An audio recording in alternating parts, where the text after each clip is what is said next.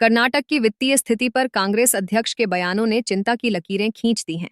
उन्होंने चेताया कि बिना सोचे समझे किए गए वादे राज्य को दिवालियापन की कगार पर ला सकते हैं। यह बयान उस समय आया है जब राज्य के वित्तीय संकट ने लोगों के जीवन को प्रभावित करने की शुरुआत कर दी है। कांग्रेस अध्यक्ष ने गलती करने की अनदेखी करने के साथ साथ सत्ताधारी पार्टी पर निशाना साधते हुए कहा, झूठे वादे करना आसान है, लेकिन उन्हें लागू करना नामुमकिन है।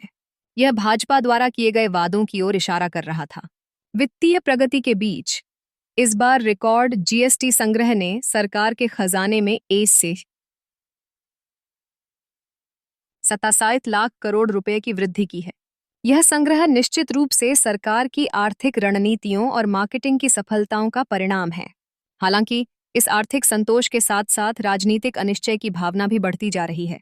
इस विशेष जमा होने की सफलता का जश्न मनाने के बजाय आम जनता को इन लाभों से कोई सीधा लाभ होता नहीं दिख रहा है। इंदौर में आतिशबाजी के दौरान सांप्रदायिक बवाल की खबर ने सभी को चौंका दिया। इस घटना में पथराव और आगजनी की घटनाएं हुईं, जिसके चलते कई लोग जख्मी हुए हैं। यह घटनाएं उस समय आई हैं जब सभी जगह दीपावली का जश्न मनाने की तैयारी चल रही थी। जश्न की जगह हिंसा का यह दृश्य निस्संदेह हमारी सामाजिक एकता के लिए चुनौती प्रस्तुत करता है। जम्मू कश्मीर के बडगाम में आतंकियों ने फायरिंग कर 2 बाहरी व्यक्तियों को जख्मी कर दिया। सैन्य बलों ने तुरंत सर्च ऑपरेशन शुरू किया, जिससे सुरक्षा व्यवस्था को सत्यापित किया जा सके। वहीं दिल्ली में छठ पूजा की छुट्टी की घोषणा की गई है, जिससे त्योहारों की खुशियों में 4 चांद लगने की उम्मीद है। फैशन जगत से भी बुरी खबर आई, जब मशहूर डिजाइनर रोहित बल का हार्ट अटैक से निधन हो गया। वह आखिरी बार दिल्ली में हुए लैक्मे इंडिया फैशन वीक में नजर आए थे। उनकी मृत्यु ने फैशन के दिग्गजों को सदमा पहुंचाया है। वहीं गोवा विधानसभा स्पीकर ने कांग्रेस की याचिका को खारिज करते हुए बीजेपी में जाने वाले 8 विधायकों को अयोग्य ठहराने से इनकार कर दिया है। इस बीच मौसम के बदलने के संकेत मिल रहे हैं और ठंड का धीरे धीरे आगमन होगा। पहाड़ों पर बर्फबारी के साथ दिल्ली एवं अन्य क्षेत्रों में ठंड की दस्तक होगी, जिससे लोगों को गर्म कपड़ों की तैयारी करनी होगी। जम्मू कश्मीर के बडगाम जिले के मगाम इलाके में एक बार फिर आतंकियों ने बाहरी कर्मचारियों को निशाना बनाते हुए एक भयानक हमला किया। शुक्रवार 08 नवंबर को हुए इस हमले में 2 गैर स्थानीय कर्मचारी घायल हो गए। यह घटना उस समय घटी जब लोग अपने दिनचर्या में व्यस्त थे, भरपूर ऊर्जा के साथ काम कर रहे थे। अचानक हुई गोलीबारी ने माहौल में आतंक और दहशत फैला दिया। घायल व्यक्तियों को तुरंत नजदीकी अस्पताल में ले जाया गया, जहां चिकित्सकों ने उनकी स्थिति का मूल्यांकन किया। अस्पताल में उनकी हालत स्थिर बताई जा रही है, लेकिन इस घटना ने पूरे क्षेत्र में एक नए डर का माहौल बना दिया। अधिकारियों ने घटना की गंभीरता को देखते हुए सुरक्षा स्थितियों की समीक्षा शुरू कर दी है।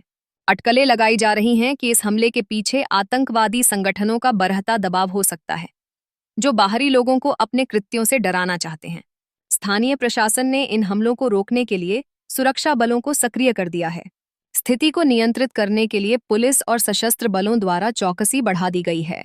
यह घटना केवल जमीनी स्तर पर ही नहीं, बल्कि अंतर्राष्ट्रीय स्तर पर भी अपनी छाप छोड़ती है। जम्मू कश्मीर में हर हमले का असर पहले से ही विद्यमान तनाव को और बढ़ा देता है।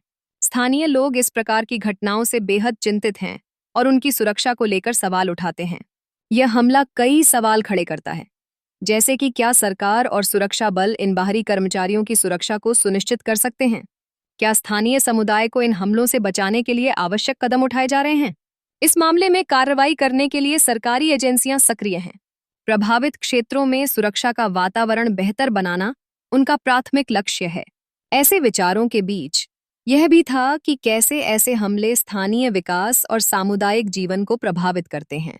अंततः लोकतंत्र में सुरक्षा बलों और सरकार की जिम्मेदारी होती है कि वे अपने नागरिकों को सुरक्षित रखें। जीएसटी संग्रह में निरंतर बढ़ोतरी का क्रम अब भी जारी है।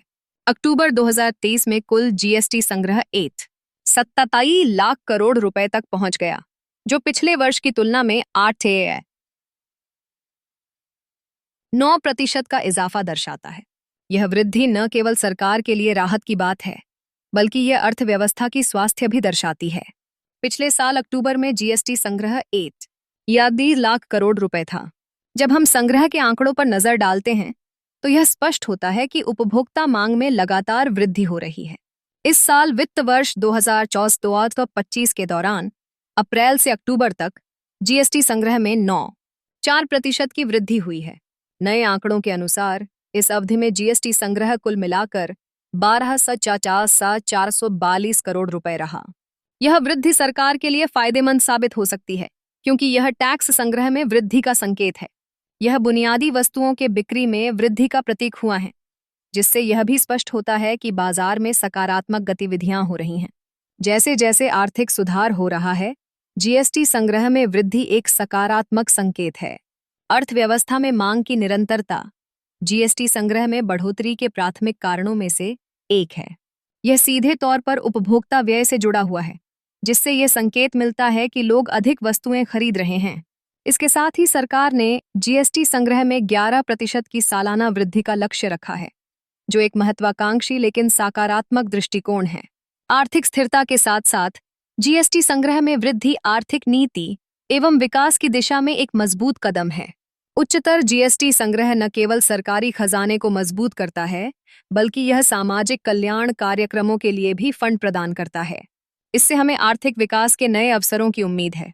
उसके साथ ही यह स्पष्ट होता है कि निरंतर कई गलत धारणा और चुनौतियों का सामना करना होगा, लेकिन जीएसटी संग्रह में यह वृद्धि एक सकारात्मक दिशा में प्रगति का द्योतक है।